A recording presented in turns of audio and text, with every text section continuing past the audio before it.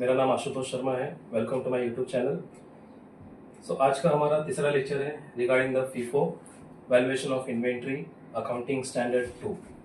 ठीक है दोस्तों, ज़्यादातर क्वेश्चन सॉल्व करने से पहले आप चैप्टर्स की कुछ बेसिक चीज़ों को याद कर लिया करो। Valuation of inventory accounting standard 2 के अंदर आता है। अकाउंटिंग स्टैंडर्ड एक तरह का प्रिंसिपल्स है, प्रोसीजर बोल सकते हो कि इन्वेंट्री कैलकुलेशन किस बेसिस पे किया जाता है, और इंटरनेशनल अकाउंटिंग स्टैंडर्ड भी 2 में ही आता है। ठीक है, पिछले 2 लेक्चर्स के लिंक आपको डिस्क्रिप्शन में मिल जाएंगे। बेसिक ये भी फीफो क्वेश्चन से थोड़ा हटके इसके अंदर आपको कुछ नया मिलेगा, just like a purchase return and sales return का कॉन्सेप्ट। पिछले के 2 लेक्चर्स में हमने सिर्फ फीफो का कैलकुलेशन देखा था। ठीक है, पहले लेक्चर्स में देखे थे हमने फीफो किस तरह से कैलकुलेट करते हैं as per the table form, closing stock कैसे निकालते हैं। दूसरे लेक्चर्स में हमने देखे थे फीफो कैलकुलेशन के बेसिस के साथ हमारा कॉस्ट ऑफ गुड्स सोल्ड कैसे निकलता है एंड ग्रॉस प्रॉफिट कैसे निकलता है। वो दोनों लेक्चर्स के लिंक आपको डिस्क्रिप्शन में मिल जाएंगे, वहां से आप रेफर कर लीजिएगा। चलते हैं तीसरे लेक्चर पे। आज का हमारा तीसरा लेक्चर है valuation of inventory under the FIFO method.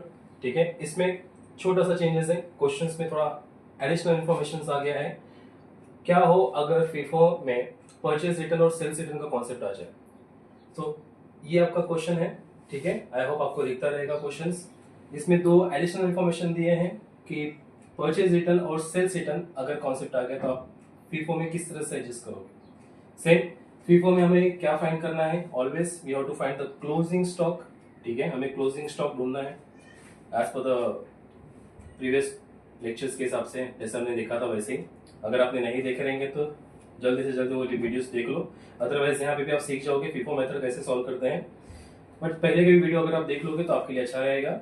Like share subscribe करना ना भूलें। ठीक है, नेक्स्ट स्टार्ट कि क्वेश्चंस को कैसे सॉल्व करना है अगर फीफो में हमारे पास परचेज रिटर्न और सेल्स रिटर्न का कॉन्सेप्ट आ जाए। ठीक है, ये रहा आपका टेबल फॉर्मेट कि आपको फीफो में किस तरह से टेबल ड्रॉ करना है। एक पेज पे आपका एडजस्ट हो जाएगा। Date, 3 main column, purchase, sales, balance. Purchase में 3 सब कॉलम, सेल्स में 3 सब कॉलम और बैलेंस में 3 सब कॉलम। एक कॉलम और होता है जहां पे आप ट्रांजेक्शन कर सकते हो, इट इज नॉट स्टैंडर्ड। ठीक है, वो आप दिखा भी सकते हो, नहीं भी दिखा सकते हो। ट्रांजेक्शन का कॉलम रहता है सिर्फ आपने परचेज किया या सेल्स किया वो दिखाने के लिए, अदरवाइज कोई बात नहीं, आप ऐसे भी कर सकते हो। ठीक है, तो unit rate value, unit rate value इसका सब कॉलम्स का नाम है। एक फॉर्मूला मैंने हमेशा आपको बताऊं फीफो करने के लिए, वैल्यू कैलकुलेट करने का फॉर्मूला क्या है, value is equal to unit multiply by rate. Always remember कि हमें वैल्यू कैसे निकालना है। वैल्यू निकालने के लिए यूनिट को मल्टीप्लाई बाय करना है रेट से। फॉर एग्जांपल हमारे पास अगर यूनिट 600 है तो रेट कितना है 5, 3000 मल्टीप्लाई करना है। इस तरह से हमारा वैल्यू निकलता है। ठीक है, always remember unit multiply by rate is equal to value. इस क्वेश्चंस में क्या इंफॉर्मेशन मिसिंग है और क्या इंफॉर्मेशन दिया हुआ है। फर्स्ट, सबसे पहला फीफो सॉल्व करने के लिए वंस अगेन हमें सबसे पहले क्या देखना है, क्वेश्चन में सबसे पहले क्या देखना है, क्वेश्चन में सबसे पहले देखना है कि डेट सीक्वेंस ऑर्डर में है कि नहीं। Always remember date sequence order में होना चाहिए। 1 तारीख है, 4 तारीख, 5 तारीख, 10, 18, 23, 29 और 31। ठीक है, ये तो सीक्वेंस में है। मार्च का ट्रांजेक्शन है 2020 का, कोई प्रॉब्लम नहीं। ये एडिशनल इंफॉर्मेशन आ गया बीच में ऑन 5th मार्च। ठीक है, 5th मार्च को 50 units were return to the supplier. Supplier मतलब कौन, हमने, ठीक है, हम खरीदे थे, हमने सप्लायर को रिटर्न कर दिया, तो इसको हम क्या बोलेंगे, कैन वी से द सेल्स रिटर्न और परचेज रिटर्न। यस डेफिनेटली हम इसको क्या बोलेंगे, अगर हमने सप्लायर को दे दिया है तो इसको हम लोग क्या बोलेंगे, खरीदे हुए माल को हमने रिटर्न कर दिया। किसको, सप्लायर को। जब हम खरीदते हैं तब एंट्री क्या पास करते हैं, सपोज हम जब परचेज की एंट्री करते हैं तो परचेज की एंट्री क्या होती है, क्या होगी परचेज की एंट्री, हम बेसिकली इन्वेंट्री कर रहे हैं। इन्वेंट्री का दूसरा नाम हमने क्या बोला था, हमने इन्वेंट्री को दूसरा नाम बोला था स्टॉक्स, हम बोल सकते हैं, हम उसको गुड्स भी बोल सकते हैं, हम उसको रॉ मटेरियल भी बोल सकते हैं, या मटेरियल भी बोल सकते हैं, या कमोडिटीज भी बोल सकते हैं, आइटम भी बोल सकते हैं। बेसिकली इन सबका नाम मिला के क्या होता है, हमारा इन्वेंट्री होता है। अगर हम परचेज करते हैं तो परचेज की एंट्री क्या है, व्हाट कम्स इन्वेंट्री, मतलब स्टॉक्स अकाउंट डेबिट। बेसिकली हम ये लिखेंगे इन्वेंट्री अकाउंट डेबिट। ठीक है, परचेज किया था, कैश में किया तो कैश, कैश में नहीं किया तो क्रेडिटर का नाम, और क्रेडिटर को हम लोग दूसरा नाम क्या बोलते हैं, सप्लायर। ठीक है, जब हमने खरीदा था तो एंट्री क्या पास किया था हमने, inventory account debit to cash to creditor या फिर सप्लायर। चलो हम इसको एक नाम दे देते हैं सप्लायर। जब खरीदे थे तो सप्लायर से खरीदे थे, अगर रिटर्न करेंगे तो किसको रिटर्न करेंगे, तो भी सप्लायर को रिटर्न करेंगे। So what is the reverse entry, इसकी रिवर्स एंट्री क्या होगी, क्योंकि हमने रिटर्न करना है। ठीक है, इसकी रिवर्स एंट्री हो जाएगी supplier account debit to inventory account. So इसी को बोलते हैं परचेज रिटर्न। ठीक है, हमारा परचेज का कॉन्सेप्ट, हमारा परचेज का लेन देन किसके साथ होता है, बेसिकली सप्लायर के साथ होता है। तो you just remember it, supplier. तो जहां भी वो सप्लायर आया उसको हम लोग बोल देंगे purchase return, this is the purchase return. ठीक है, लेकिन यहाँ पे दो डेट दिया है, एक डेट है 5 मार्च का और एक डेट है जो उसको रिटर्न किया वो 8 मार्च का। कंफ्यूज नहीं होना, अच्छे से पढ़ो क्या दिया है। 5 मार्च को 50 units were return to the supplier on 8 March. बहुत सिंपल है। 5 मार्च को कुछ ऐसा ट्रांजेक्शन किया था क्या, हाँ किया था। 5 मार्च को हमने कुछ परचेस किया था। ठीक है, मतलब ये इसी में से ये 5 मार्च को जो हमने खरीदा था उसी को हमने 50 यूनिट रिटर्न कर दिया 8 मार्च को। मतलब 5 और 10 तारीख के बीच में एक ट्रांजेक्शन आ रहा है। आप ऐसा नहीं कर सकते, पूरा सॉल्व करने के बाद आप इनकी एंट्री पास करो, गलत हो जाएगा। पूरा सॉल्व करने के बाद कभी भी लास्ट में एंट्री नहीं पास करना है। You have to go as per the sequence wise, जिसका जैसा सीक्वेंस है वैसे आपको सॉल्व करना है। ठीक है, 1 तारीख, 4 तारीख, 5 के बाद 10 आ रहा है तो 10 के बीच में आपको 8 तारीख का ट्रांजेक्शन पास करना पड़ेगा। रिमेंबर इट, मतलब ये सॉल्व करने से पहले आप एक यहाँ पे स्टार मार्क कर दो, जस्ट रिमेंबर पर्पस कि आपको इसके बीच में एक एंट्री पास करनी है। ठीक है, 5 और 10 के बीच में 8 मार्च की एक एंट्री पास करनी है, जिसको हम लोग बोलेंगे परचेज रिटर्न की एंट्री। That's it. जब सॉल्व करेंगे तब देखेंगे कैसे सॉल्व करते हैं, किस तरह से उसको एडजस्ट करेंगे। उसके बाद क्या है, 23 मार्च का एक ट्रांजेक्शन था same, a customer return 20 units on 26 मार्च। इसका मतलब हमने 23 तारीख को कुछ बेचा रहेगा। 23 तारीख का ट्रांजेक्शन सेल्स का है क्या, यहाँ पे 23 तारीख है, 23 तारीख को हमने कुछ बेचा था। ठीक है, उसमें एक कस्टमर ने 20 यूनिट्स को रिटर्न कर दिया हमारे पास। सेम एंट्री, अगर हम खरीदे थे तो एंट्री क्या होती, inventory account debit to supplier. अब हम बेच रहे तो उसकी एंट्री क्या होगी, customer account debit to supplier, sorry customer account debit to inventory account. और उसकी रिवर्स एंट्री क्या होगी, inventory account debit to customer account, just like that. तो यहाँ पे रिटर्न की एंट्री है, कस्टमर जिसको हमने बेचा था उसने 20 यूनिट्स हमको रिटर्न कर दिया, कभी 26 मार्च को, 26 मार्च को।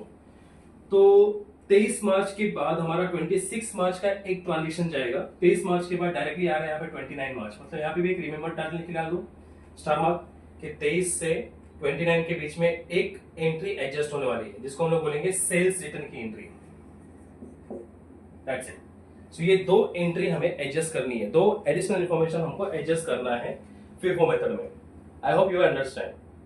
क्वेश्चन में देख लिया हमने कि डेट सीक्वेंस वाइज दिया है, 1, 4, 5, उसके बाद 8 तारीख का एंट्री आएगा, फिर 10 का, 18, 23, 26 का एंट्री आएगा, 29 एंड 31। ट्रांजेक्शन भी ठीक है, ओपनिंग स्टॉक दिया है, then sales purchase, sales purchase, sales purchase, सब सीक्वेंस में दिया है। उसके बाद है आपका ओपनिंग स्टॉक दिया है, सेल्स कोई भी इंफॉर्मेशन नहीं है, फर्क नहीं पड़ता। As per the previous lecture, FIFO calculate करते समय वापस से बता देता हूँ, FIFO कैलकुलेट करते समय सेलिंग प्राइस का होना जरूरी नहीं है। नहीं दिया फॉरगेट इट, कोई लेना देना नहीं है। ठीक है, सेलिंग प्राइस जस्ट इग्नोर, नहीं दिया टेंशन नहीं, नहीं दिया टेंशन नहीं। हमें क्या देना चाहिए, ओपनिंग स्टॉक दिया रहना चाहिए, परचेज का प्राइस दिया होना चाहिए। ठीक है, अंडरस्टैंड। तो अगर हमें FIFO सॉल्व करना है तो just ignore the selling price whether it is given और नॉट गिवन। याद हो गया। Let's we start the question solution. ठीक है, सो फर्स्ट फॉर्मेट भी आपको समझ में आ गया, कैलकुलेशन कैसे करना है। Always you have to find the value. Value निकालने के लिए क्या करना है, formula value is equal to units multiply by rate. Always use the calculator, mobile gadget जो भी आपके पास है, इलेक्ट्रॉनिक गैजेट, हाथ से करना तो हाथ से करो। ठीक है, बट थोड़ा डिफिकल्ट हो जाएगा, simple way. So always value is equal to unit multiply by rate FIFO calculation के लिए। Start with the first sequence order. पहला 1 मार्च 2020, डेट पूरा लिखा करो, डायरेक्टली ओपनिंग स्टॉक है, तो परचेज के कॉलम में, सेल्स के कॉलम में, बैलेंस के कॉलम में कहाँ लिखना है हमको, हमारा ओपनिंग स्टॉक है। सेल्स का फर्क नहीं पड़ता, वो परचेज से तो हम लोग डायरेक्टली उसमें लिखेंगे ओपनिंग स्टॉक्स, ठीक है।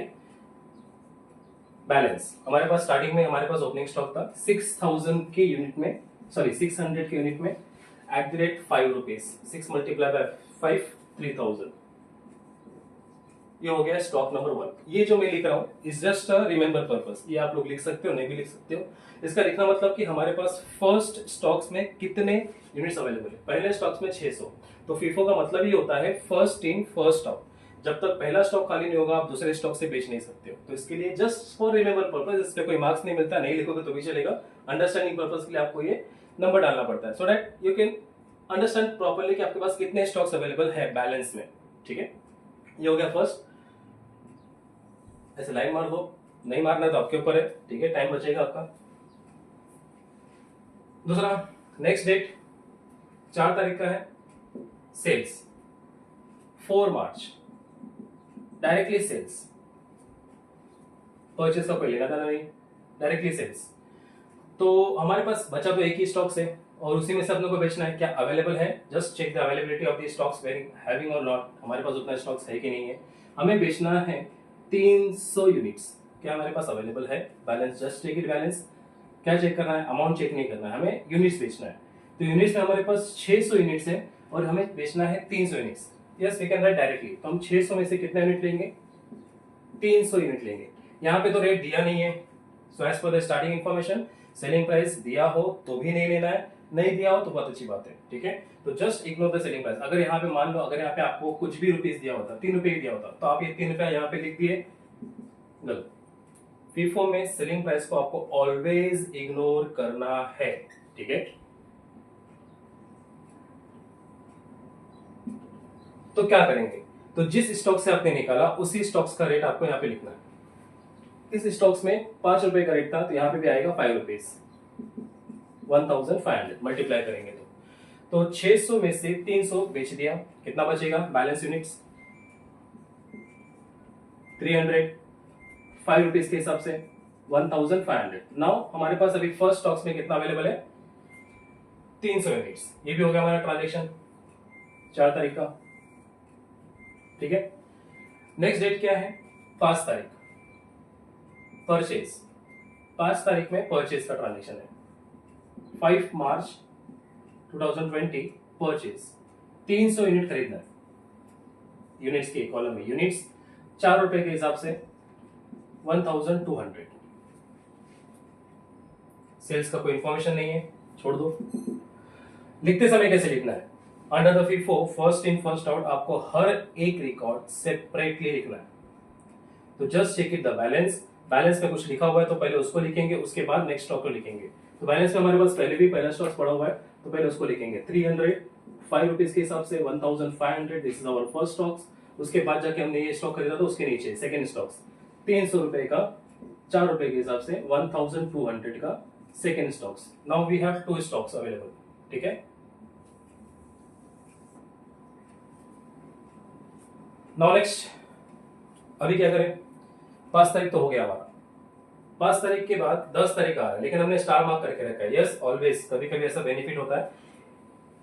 क्या होता है कि हम घाई में कभी एग्जाम देते हैं या कुछ बैठते हैं, तो हम लोग यहाँ पे अगर टिक करके रखते हैं तो बहुत ज्यादा तुरंत इम्पी याद आ जाता है कि हमें क्या करना था। लेकिन कभी हम अगर यहाँ पे रिकॉर्ड नहीं करें तो कभी कभी एग्जाम में हम डायरेक्टली आगे बढ़ जाते, पता चलता नहीं हमको तो रिटर्न की भी एंट्री एडजस्ट करनी थी, तो पूरा कट करके वापस करना पड़ता है। आप लास्ट में एडजस्ट नहीं कर सकते, आपको पता है, ठीक है। So always just do the smart work कि दोनों के बीच में एक ट्रांजेक्शन पास करना है। तो आपको याद रहेगा कि यस, इसके बाद हमको एक 8 मार्च की एंट्री पास करनी है, ठीक है। तो डेट 8 मार्च, 8 मार्च 2011, सॉरी 2020। ये एक्चुअली 11 नहीं है, ये डबल डॉट है, सेम सीक्वेंस में चलता है, ठीक है।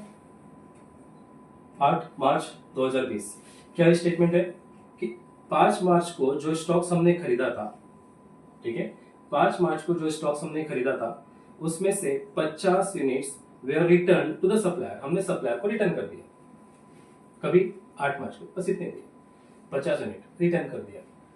जब खरीदे थे तो आप कहां पे रिकॉर्ड किए थे, जब खरीदे तो आपने परचेस में रिकॉर्ड किया था, right? When you have purchased, तो आपने परचेज के कॉलम में रिकॉर्ड किया था, मतलब रिसिप्ट के कॉलम में रिकॉर्ड किया था, मतलब इनवर्ड के कॉलम में रिकॉर्ड किया था, इनवर्ड, ठीक है? अब जब उसको रिटर्न कर रहे हो, वापस दे रहे हो, तो क्या हो सकता है, आप क्या करोगे? इन शॉर्ट, अगर हम बेसिकली कैलकुलेट करें तो उसको माइनस करना पड़ता है।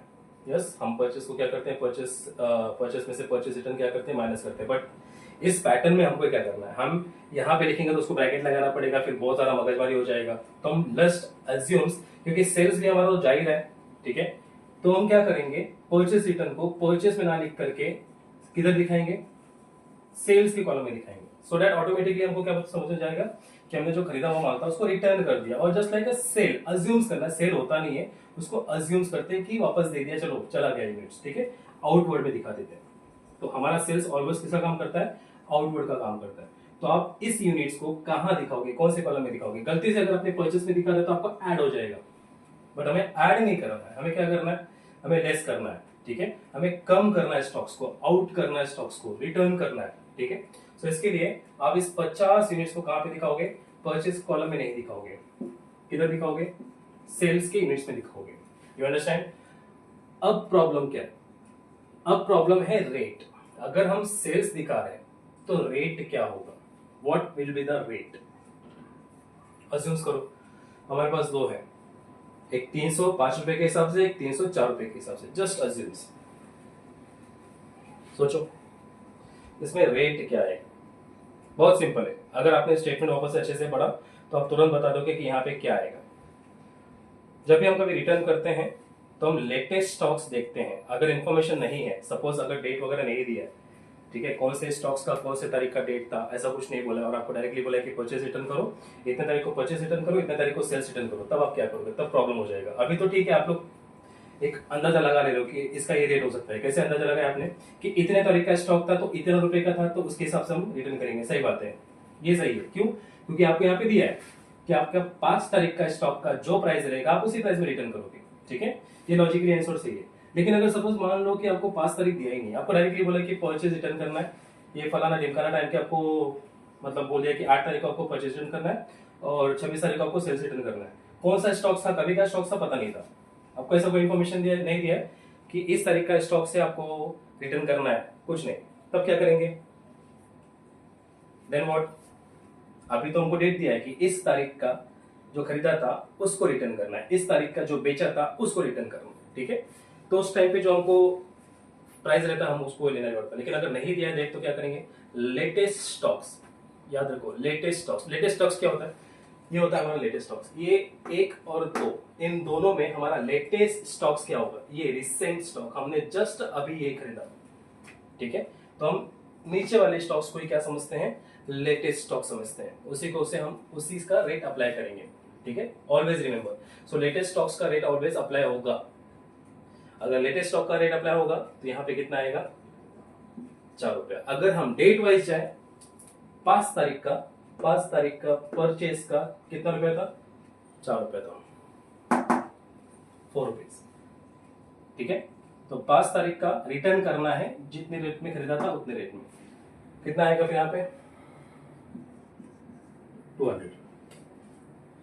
हाँ, अब थोड़ा प्रॉब्लम हो सकता है। क्या प्रॉब्लम हो सकता है, डेट दिया है, रेट हो गया, 5 तारीख के स्टॉक्स में से कम करना, 5 तारीख के स्टॉक्स में से कम करना है। तो 5 तारीख क्या है हमारा, 300। 5 तारीख का स्टॉक आपका ये रहा 300, उसमें से कम करना। अगर डायरेक्टली दिया है तो आप पहले स्टॉक्स में से कम करो।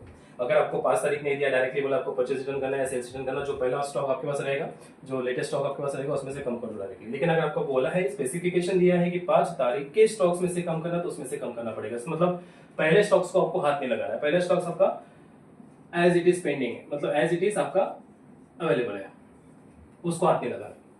किस में से कम करना है फिर, 5 तारीख वाले ट्रांजेक्शन में से कम करना है, इसमें से कम करना है। तो कितना आएगा इसमें, 250, ठीक है? 250 4 रुपीज के हिसाब से कितना आएगा आपका, 1000, स्टॉक नंबर 2।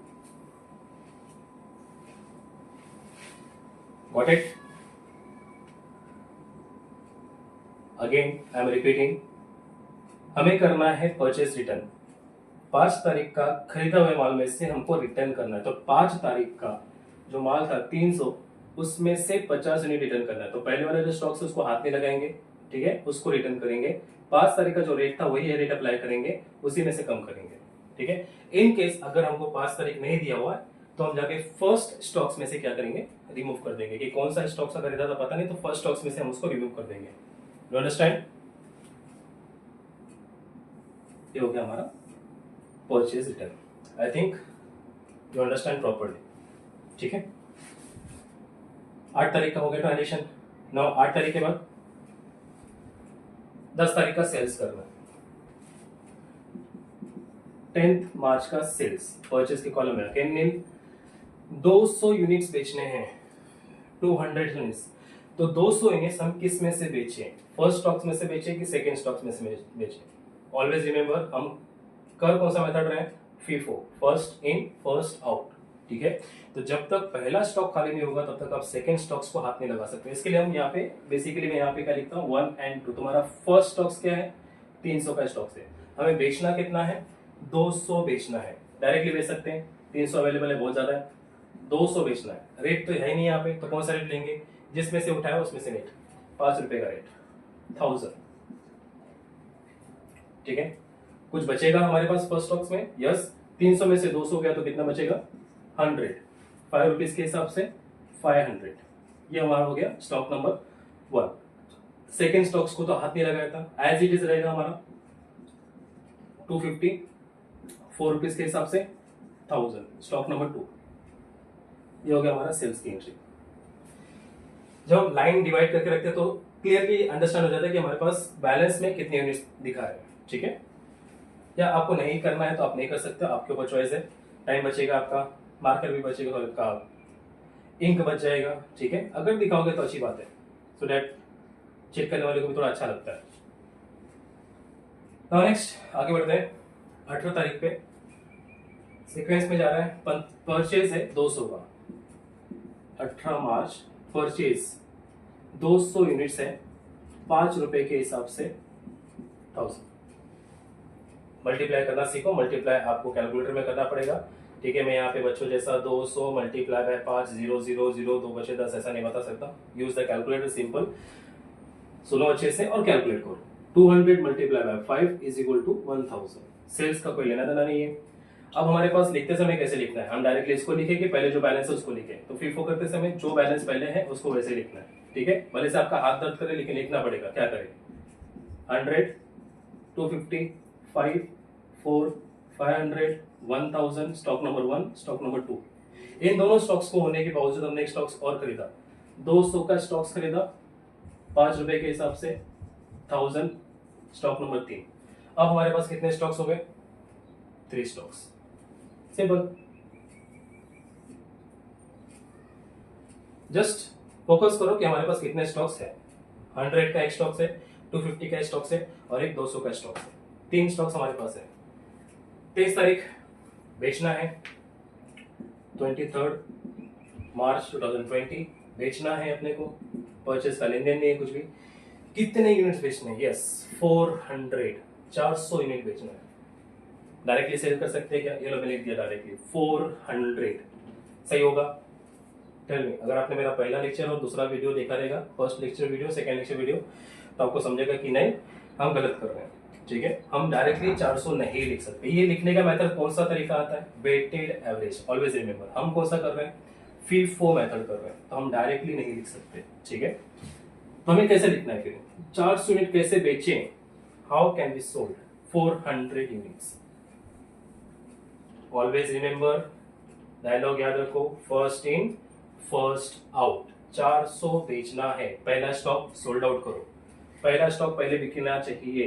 ये हो गया आपका पहला स्टॉक 100 का, 5 रुपीज के हिसाब से 500, पहला जगह खाली, छोड़ दो, कोई प्रॉब्लम नहीं है, ठीक है। कोई एग्जामिनर पूछने नहीं आएगा कि पहला जगह क्या के लिए छोड़ा, ठीक है। सेकेंड स्टॉक 400 में से 100 स्टॉक बेच दिया, और कितना बेचना है, कॉमन सेंस 300 अवेलेबल है, सेकेंड नहीं, तो क्या करेंगे, सेकेंड को भी पूरा बेचेंगे। सेकेंड को भी निकाल दिया पूरा, पहले फुर्सत में बाहर इसको 250 ₹4 के हिसाब से 1000 का चला गया, सेकंड जगह भी खाली हो गया, ठीक है। 300 में से 250 और बेच दिया, कितना स्टॉक बचा अभी हमारे पास? 50 यूनिट और बेचना है, 50 यूनिट्स। थर्ड स्टॉक में अवेलेबल है, यस अवेलेबल है। तीसरे स्टॉक्स में से कितना बेचेंगे? 50 यूनिट बेचेंगे, तो तीसरे स्टॉक का रेट कितना है? 5। जिस स्टॉक से बेच रहे हो उसी स्टॉक्स का रेट आना चाहिए, ठीक है। 5 कितना आएगा? 250। कितना बचेगा यहाँ पे फिर? 155 रुपीज के हिसाब से 750। अब ये मेरा कौन सा स्टॉक्स हो जाएगा? First stocks. एक ही तो बचा है मेरे पास, ठीक है, एक ही स्टॉक बचा है, तो वहां पे कितना आएगा मेरा? 750 का फर्स्ट स्टॉक। ये हो गया आपका sales. I hope you understand properly. 400 stocks, 400 का स्टॉक्स बेचना था।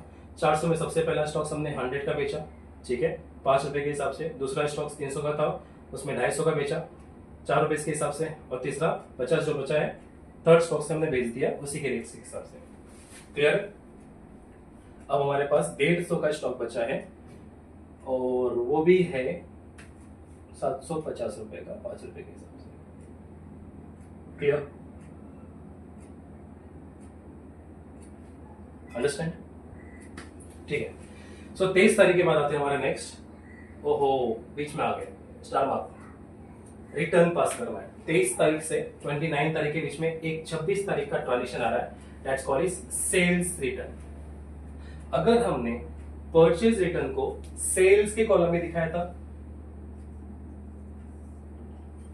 अगर हमने परचेज रिटर्न को सेल्स के कॉलम में दिखाया था, मतलब आउटवर्ड दिखाया था, तो सेल्स इनवर्ड को किसमें दिखाया? मतलब सेल्स रिटर्न को किसमें दिखाया? इनवर्ड होगा, ठीक है। मतलब हमारे पास बेचा हुआ माल वापस आया, रिटर्न आ गया हमारे पास। तो रिटर्न आ गया, तो रिटर्न वाला कौन सा कॉलम है? इनवर्ड का कॉलम, दैट मींस परचेज का कॉलम, उसमें दिखा दो। देखो एक्चुअली परचेज नहीं हो रहा है, ये हो रहा है कि बेचा हुआ माल वापस से आ गया, मतलब इनवर्ड हो गया हमारे पास, तो उसको वापस से इन्वेंट्री में रिकॉर्ड कर दो। 26 मार्च कितने यूनिट्स का इनवर्ड हुआ? 20। Oh, now tell me the rate. क्या हो सकता है रेट?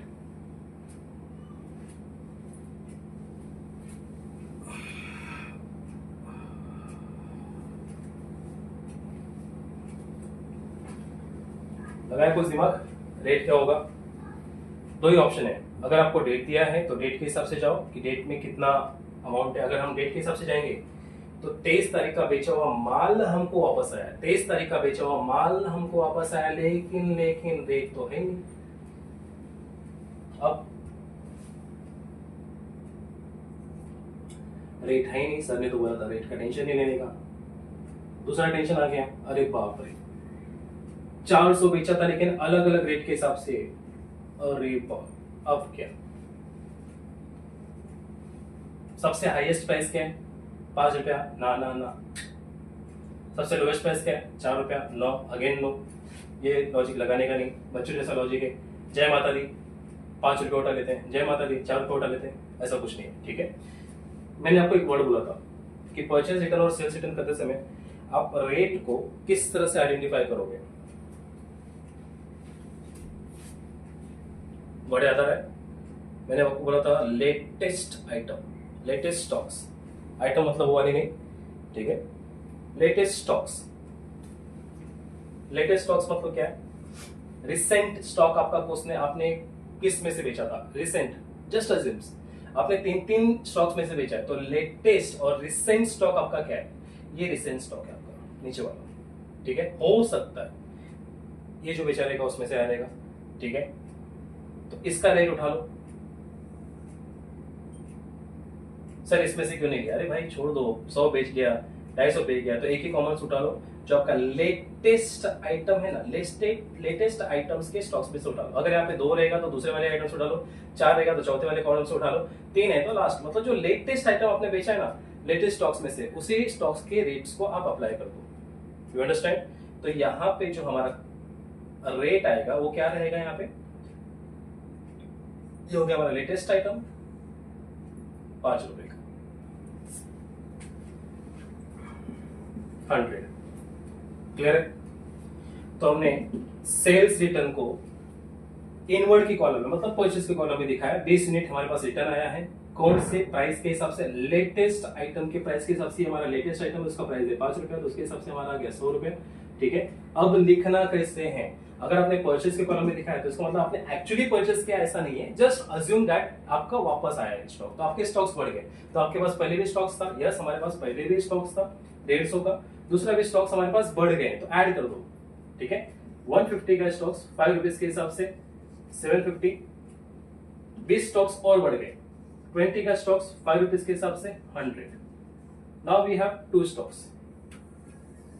ऐसा नहीं एक्चुअली नहीं कि बेचा, खराब ही बेचा था उसको खराब वापस आ गया, ऐसा जरूरी नहीं है, कभी कभी कुछ माल आ जाता है अच्छा भी रहता है, उसको दूसरे को चिपका देने का। ठीक है, ऐसा तो होता नहीं है कि हम दुकानदार के पास गए, भाई आपका माल खराब निकला ये लो वापस से ले लो, तो दुकानदार बोलेगा ओ सॉरी माय फॉल्ट, ले लो आप दूसरा लो, मैं इसको दूसरे को नहीं बेचेगा, ऐसा होता है क्या? नहीं। ठीक है, किसी और को चिपका देते हैं।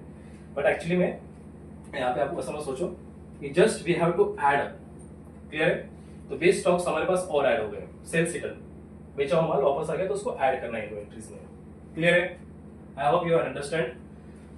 Next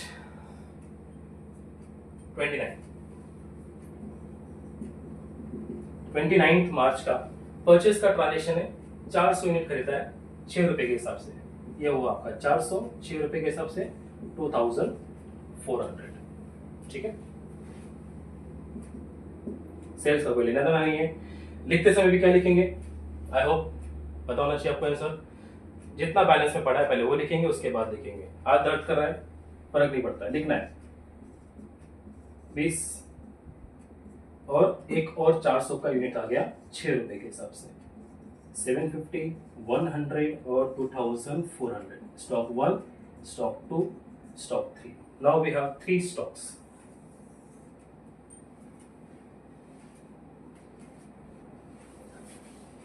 clear? Last 31 March sale किया है, कितना स्टॉक सेल किया है? 300 का स्टॉक्स हमने सेल किया है, 300 stocks we have to sell. जस्ट ऊपर के स्टॉक्स पे फोकस करो कि 400 के स्टॉक्स हमने कैसे बेचा था, क्योंकि अवेलेबल तो था ही नहीं, तो हमने अलग अलग स्टॉक्स में से बेचा था। तो यहाँ पे भी हमारे पास एक साथ तो है नहीं सर इसमें है ना हमारे पास 400 में से लेंगे, ऐसा कुछ नहीं करने का, ऐसा सोचने का नहीं। ठीक है, अलग अलग स्टॉक्स में से बेचेंगे। 300 स्टॉक्स बेचना आपने, 300 यूनिट्स, तो 300 यूनिट्स में सबसे पहला स्टॉक खाली करो, 150 का स्टॉक खाली करो, 150 का स्टॉक 5 रुपए के हिसाब से 750 का खाली कर दिया, पहला जगह खाली हो गया। 300 में से 150 गया, 150 बचा, 20 स्टॉक है ना, चिपका दो, किसी दूसरे कस्टमर है ना, चिपका देने का। 20 रुपए का स्टॉक दूसरे कस्टमर को चिपका दिया, सॉरी 20 यूनिट का स्टॉक, अभी भी 130 यूनिट बचा है। 20 यूनिट का स्टॉक 5 रुपए के हिसाब से 100 रुपए में दूसरे कस्टमर को चिपका दिया। अभी तीसरा स्टॉक 400 का है, जिसमें से 130 स्टॉक्स हमको बेचना है, बैलेंस है, लिख सकते हैं डायरेक्टली 130 कैसे आया? 300 था, 300 में 150 बेच दिया, 150 बचा, 20 बेच दिया, 130 बचा, 130, ये हो गया आपका 400 का स्टॉक। ठीक है, रेट क्या लगेगा इसका? 6 रुपए लगेगा, मल्टीप्लाई करो, कितना आएगा?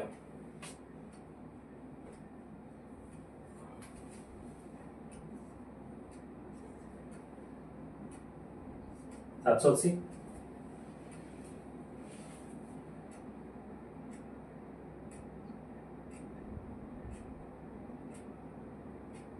यस, कितना बचेगा अभी हमारे पास? 400 में से 300 गया, सॉरी 130 गया, 400 में से 130 बचा, सॉरी गया, सॉरी 400 स्टॉक्स में से 130 स्टॉक्स को हमने सेल किया, तो कितना बचेगा? 270 स्टॉक्स, 270 का यूनिट हमारे पास बचेगा 6 रुपए के हिसाब से। मल्टीप्लाई करो, डायरेक्टली माइनस भी कर सकते हो। ठीक है, बैलेंस में, बैलेंस को बैलेंस से माइनस कर सकते हो, कंटाला आ रहे तो ना तो मल्टीप्लाई कर लो, और सिंपल है। कितना आएगा आपका?